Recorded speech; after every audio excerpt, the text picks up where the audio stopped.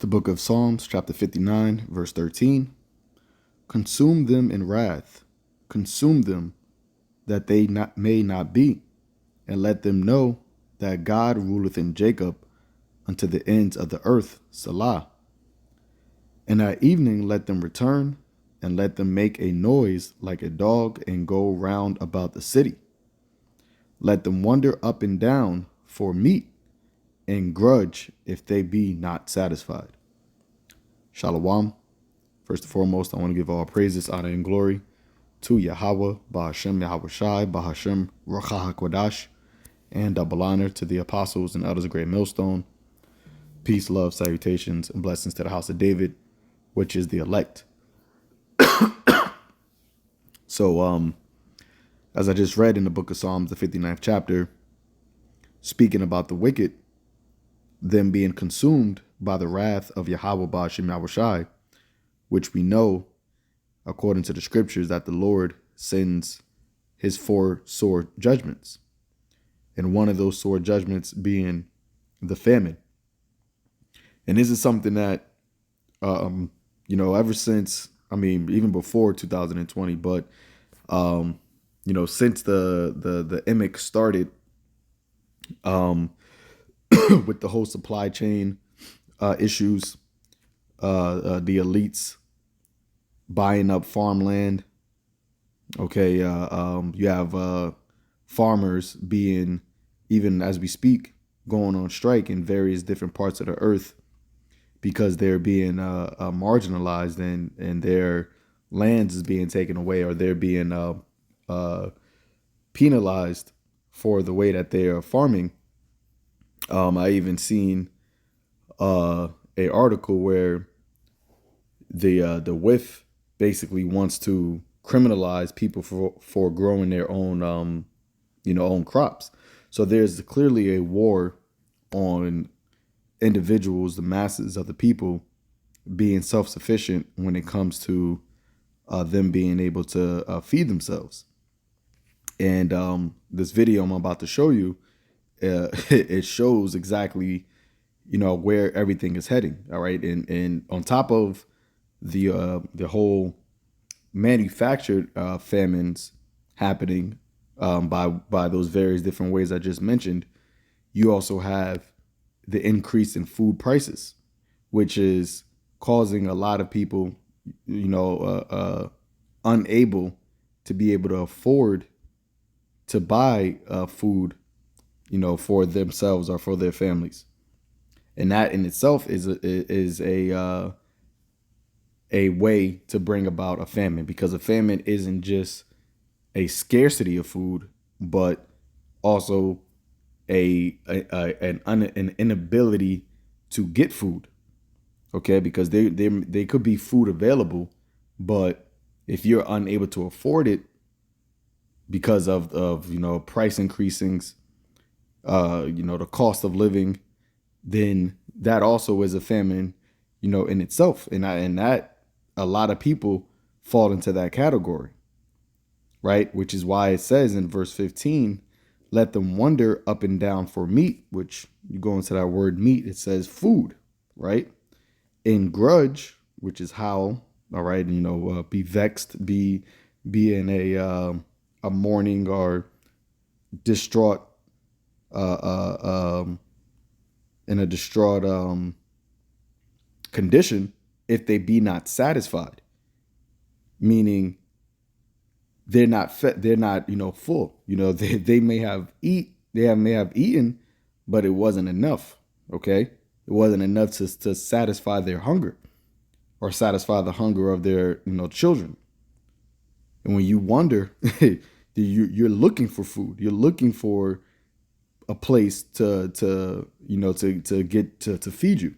And I remember during the emic, you had those long lines of people at the pantries trying to get food because they lost their jobs, so they didn't have enough money to be able to afford it.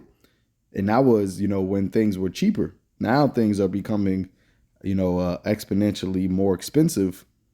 So you have a lot more people that are unable to satisfy themselves or satisfy their hunger, which ultimately is going to lead up into a chaotic civil unrest situation, because hunger is a very it's a plague, right? Or it's a feeling that you can't really ignore, right? Especially here in America, majority of people are not accustomed. Americans are not accustomed to being hungry. That's why you even have that whole Snickers advertisement, hungry, why wait? All right. You have this whole convenient microwavable lifestyle here in America where people are quick to be able to feed themselves. As soon as they're hungry, you have custom in here, or in America, you have the ability to instantly feed yourself, which a lot of that food that is instantly cooked, majority of it is poisonous. Okay, it's defiled, but nonetheless, that is the culture that is here in America. That instantaneously being able to eat as soon as you're hungry. A lot of people don't, uh, and I've seen it. Even in day to day, people don't have self control when it comes to their hunger. All right, but let's play this clip because I came across this, and it was very, very telling on the times that we're in and how bad it's getting. Okay, how bad it's getting in America. The cereal category has always been quite affordable, and it tends to be a great destination when consumers are under pressure. So some of the things that we're doing is, first, messaging. We got to reach the consumer where they are. So we're advertising about cereal for dinner. If you think about the cost of cereal for a family versus what they might otherwise do, that's going to be much more affordable. The other places that we like to go is we talk about making sure we have the right pack at the right price in the right place. So having a different size pack that'll have a different price point, that'll take some pressure off the consumer while they're shopping. So those are some of the things that we're doing. But in general, the cereal category is a place that a lot of folks might come to because the price of a bowl of cereal with milk and with fruit is less than $1. So you can imagine why a consumer under pressure might find that to be a good place to go. Right. I'm all for innovation and marketing, but the idea of having cereal for dinner, is there the potential for that to land the wrong way? We don't think so. In fact, it's landing really well right now, Carl. When we look at all of our data, of course, we would know that breakfast cereal is the #1 choice for in-home consumption. We understand that for breakfast. It turns out that over 25% of our consumption is outside the breakfast occasion. A lot of it's at dinner, and that occasion continues to grow, as well as the snacking occasion. But cereal for dinner is something that is probably more on trend now, and we would expect to continue as that consumer is under pressure. The cereal category has always been quite affordable. Right? You're saying they're expecting more and more people, consumers, right? And it's interesting how, we started off the scripture with consume them, right? Consume who? The consumers, okay? But the way the CEO was speaking, as if they know we got to reach that people who are what they call consumer under pressure, right? And what pressure are they under? It's the pressure of the price increasing, right? Inflation, not being able to afford food. Actually, when you go to where is the right here, right? When you go to this caption, it says Americans are currently investing more in food than they have in 3 decades. All right. And in the way that this is worded, I'm sure, this they just got this from CNBC, but they said they're investing in food as if this is like something that they're getting a return on their investment. They're spending more on food than they have in 3 decades because the price of food and I think they call it the CPI index, everything, the cost of living is going up. All right. And it says, and Kellogg CEO Gary Pilnick proposes a solution: have cereal for dinner. This is a third world country mantra right here, right? This is how you know Babylon the Great, America is through, where you have CEOs coming on mainstream media, television, right, telling the consumers to have cereal for dinner. Mind you, they're already trying to get people away from eating actual meat. They want you to have, protein bugs.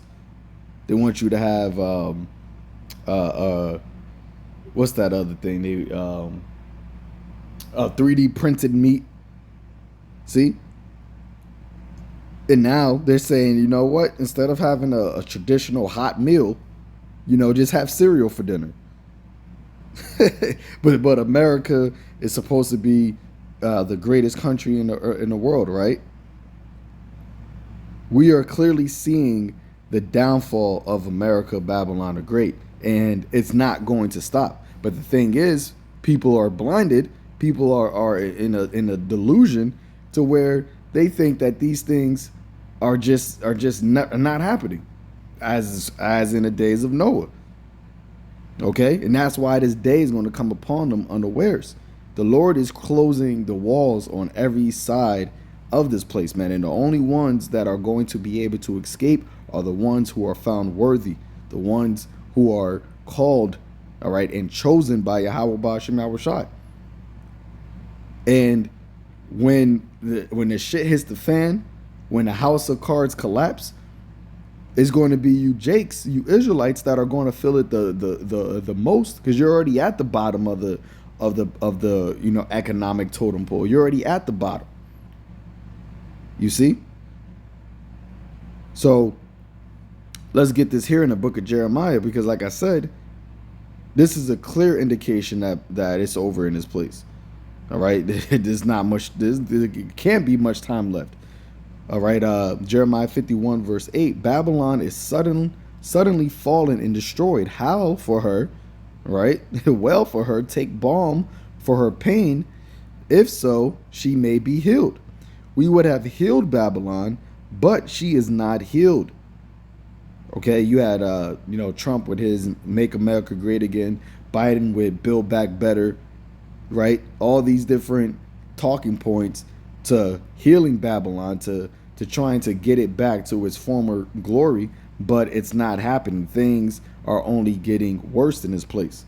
When you have a CEO of a cereal company, right? And we've all had cereal for dinner, in our life, but that's something we do when, it's late night, you coming home from a party, or you drunk, or you up late, and your stomach rumbles and you just want to put something in your stomach. It's never a planned thing like, oh, I'm going to have cereal for dinner. That's my dinner. That's what I'm planning on having. But that's where we're at right now.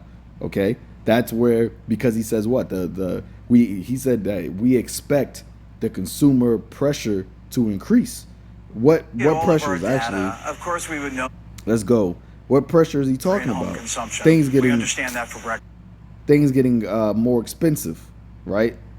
It says Pilnick argued in favor of quite affordable cereal during an appearance in CNBC's Squawk on the Street.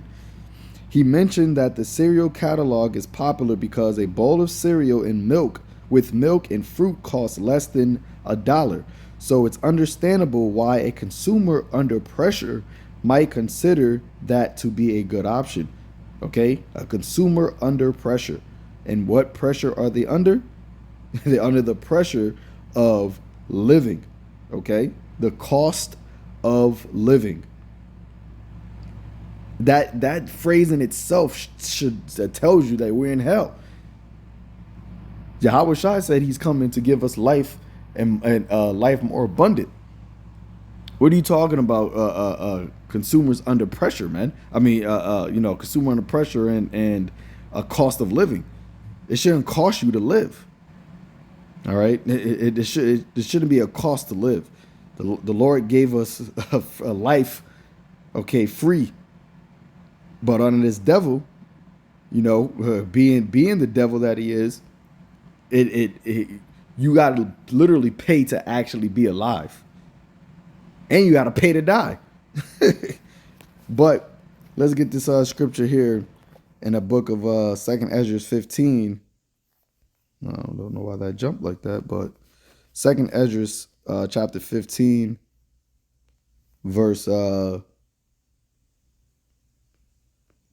verse 19. It says, I start at 18. It says, "For because of their pride, the cities shall be troubled, the houses shall be destroyed, and men shall be afraid." And we clearly see how prideful, this world has gotten. All right, these Babylonians, these Americans are. Even as we're watching the downfall of this place, people are still prideful.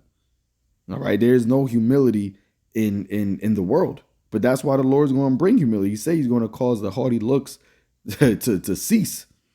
Verse 19, "And a man shall have no pity upon his neighbor, but shall destroy the houses with the sword and spoil their goods because of the lack of bread and for great tribulation." You see that? So there's going to be, we're coming into a time, not even say there's going to be a time, we are in the time, right? The beginning of the time where bread is going to be lacking.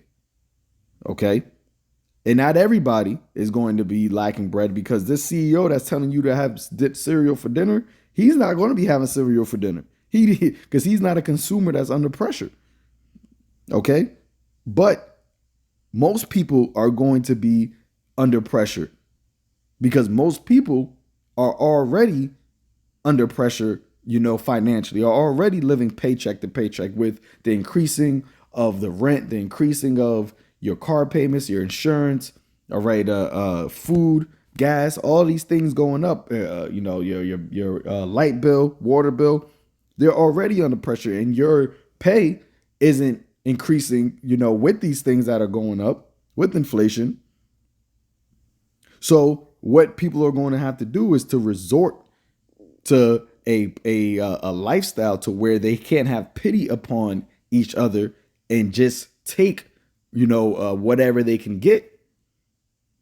And you're going to start seeing mobs, people, men, right, ganging up, going from house to house. And I always mention it, because when it gets to that time and that point, these women, these single women, these I can do bad all by myself women, you're going to be the first targets, because you're not going to be able to defend yourself in that time period. And that's why even the scriptures tells you how in the book of Lamentations that you're going to have women eating their children. Yeah, so a lot of these single women that are wicked, because you got single sisters, right, that are single mothers that are believers, right? But a lot of these wicked single women, it's crazy, because you had a woman a couple of weeks ago, maybe last week or 2 weeks ago, she put her it's an Israelite woman, she put her baby in the oven, right? Now she didn't eat it, but that's an omen right there, because a lot of these women are going to cook their children and eat them because of a lack of bread, because of the famine. Okay? Let's get this here in the book of Ezekiel. We can close it out after this. Yahweh even talked about that's one of the signs. There should be famines. All right, and once again, famine isn't just no food available. Famine is also the inability to get the food that's available. And that can happen by way of you being priced out of it. Right? And Ezekiel, that's 7.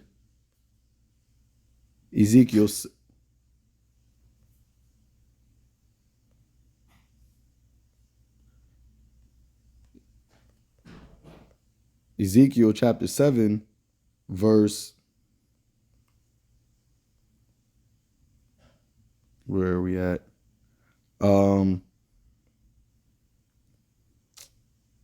Yep. Ezekiel chapter 7, verse 15, it says, the sword is without, and the pestilence is in a pestilence and a famine within. He that is in the field shall die with the sword, and he that is in the city, famine and pestilence shall destroy him. Okay? So wherever you at, it don't matter if you within the cities or in the urban areas, or you out in the suburban or the rural areas. If you are not a part of that number, if you are not covered by Yahweh Bashem Yahushai, you're going to get hit with one of these judgments, man. All right, Jeremiah the 15th chapter tells us that they are for the deaf, they for the sword, then for captivity, then for the famine, to the famine. All right, but like I said, I just want to play this because I seen this, and it's very very telling of the times that we're living in, where they're now suggesting you eat cereal for dinner to save money. Okay, but we ended there, right? As that consumer is under pressure. The cereal category has always been quite affordable, and it tends to be a great destination when consumers are under pressure. So some of the things that we're doing is first messaging. We got to reach. Yeah, and a lot of people see that, and that's why you're going to have a lot of people get violent. All right, there's going to be uproars because a lot of these people see how these rich, all right, these super rich CEOs of these industries and then these companies, they're living high on a hog while the majority of people are scraping and scrounging for food. Okay, it says, so instead of addressing the skyrocketing cost of food and the fact that we aren't paid livable wages, the CEO of a Fortune 500 company who's worth millions and also raised the price of cereal is telling us to be poor and eat cereal for breakfast. I guess he meant for dinner. America is a dystopian place, honestly. And welcome to hell orientation on Saturday. Yeah, this is the uproars, man. This is the uproars. People are seeing this, and once it gets inside of your house, once there's no other choice, what is going to happen? People are going to start reacting, and that's when that man should have no pity upon his neighbor is going to come in. All right. So, with that, we'll end it there. Lord willing, edifying unto the elect. Till next time, on to the next one. Shalom.